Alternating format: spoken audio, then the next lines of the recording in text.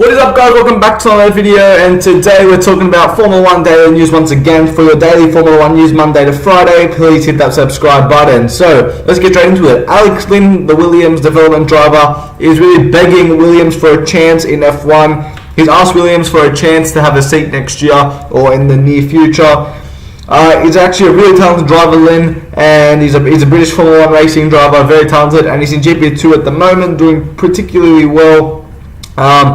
And yeah, he's really just a young talent of the future. So we will see Lynn in motor racing soon. I don't know, we'll have to find out in the upcoming future. So also in other news, Belgium tyre selection. Mercedes opt for a conservative approach coming into the Belgium Grand Prix. So, you know, Mercedes playing it safe going to Belgium. I think they're going to have a little bit of a threat from Ferrari and potentially Red Bull exiting the summer break. We'll see what Williams can do, but I think it'll be Ferrari, Red Bull really challenging Mercedes, and hopefully Red Bull can close the gap to Mercedes going into this Grand Prix. But Mercedes going for a more safer option in the upcoming Belgium Grand Prix, about 3 weeks' time from now.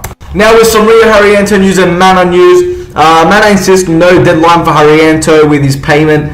It's 7 million euros, so work it out from your own currency, unless you live in Europe. So, you know, Haryanto, obviously a young, talented driver trying to make it up in Formula 1. I think he kept well honest throughout the season, but right now he's got really hardly any fundings, and this is where I think it's wrong for money to be so much involved with Formula 1. But I could talk about that for like a whole day. So, Mana are really insisting no deadline for Haryanto, which is good news for Haryanto. And let's hope Haryanto can get his funding sorted, and hopefully we'll see him in the Belgium Grand Prix. Now with some more disappointing news for any Toro Rosso fan. Science fears that Toro Rosso are falling behind, and by the time the summer break ends, they will be near the bottom of the field. This is very disappointing for Toro Rosso, because, you know, at one stage they won a Grand Prix with Sebastian Vettel. They were looking alright, looking like a middle team. This year looking not that bad, but they got the 2015 Ferrari engine while every other engine developing in 2016. So maybe downhill here from Toro Rosso. I don't know. We'll have to find out in the next upcoming races after the summer break. What do you guys think about that situation? Do you think Toro Rosso will fall? I'm not too sure, but yeah, we'll have to see what happens after the summer break. McLaren could cause issues for Force India with the Force India and Williams battle. This is a statement from one of the guys at McLaren. The McLaren is stating, you know, that they're closing up to Williams and Force India, and could they potentially be a threat for that next constructor spot? Let's be honest here, probably not. To be honest with you, I think that they'll be around about there, but I think they're more like fighting with Renault and Haas and stuff than McLaren, to be honest with you. Even Sauber and Toro Rosso. But you know, McLaren really, like, it's so annoying to hear McLaren. Like, every McLaren fan here that's going to listen to this is going to think, you know, hopefully he's agreeing with me, because I'm going to say something like that really just annoys me. When you hear every single McLaren person, oh, we got such a good car, we got such a good package, we're going to be fighting for World Championship. It's like, stop kidding yourself, really. You're not getting a World Championship for a very long time until maybe this V6 engine era goes, because, you know, the Honda isn't working. It's just not good.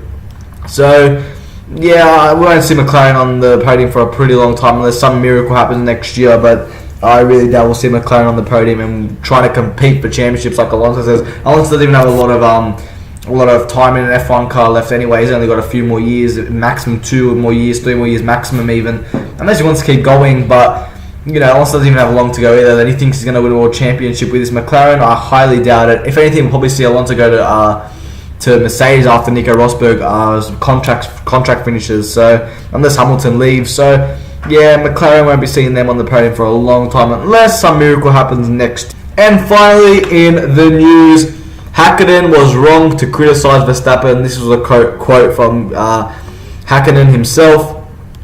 Now, I want to back up Hakkinen here. I don't think he was wrong at all. We all judge Max Verstappen. Every single one of us judged Max Verstappen saying he was too young. And he was, honestly, let's admit it, he was too young for Formula 1. I think that people don't want to watch 17-year-olds, 16-year-olds drive cars around. They want to watch, like, you know, young talent in their 20s and even 30s. And by the time they're in their 30s, they become really popular and potentially world champions. I don't think Hakkinen was wrong to criticise Verstappen, but the Verstappen move was such a good choice for Formula 1. It really opened F1 up and really thought of possibilities of future talent. Was it a lucky strike for Formula 1 with Verstappen? Maybe. Maybe if they put some other young kid in there, they wouldn't have been as entertaining and they wouldn't have handled the Formula 1 situation as good. Who knows? But Hakkinen saying he was wrong to criticise. I think we all criticised, to be honest, so Hakkinen doesn't have to worry too much. And if Hakkinen, out of Hakkinen and Verstappen, who do I think is potentially a better driver after looking at both, even though Verstappen isn't really challenging for championships yet, I think Hakkinen would be, because Hakkinen was the type of driver to really compete with Michael Schumacher. So to compete with Michael Schumacher, just like Alonso did, you got to be that next level, and Hakkinen did so. I think Hakkinen is just a bit of a better driver than Verstappen. I'm not trying to put Verstappen down, but yeah, that's my personal opinion. Anyway, guys, hopefully you guys enjoyed this video. If you did, please leave a like. Don't forget to subscribe for your daily motorsport videos Monday to Friday. And yeah, so thank you, and hopefully I'll see you guys in my next video. Thanks.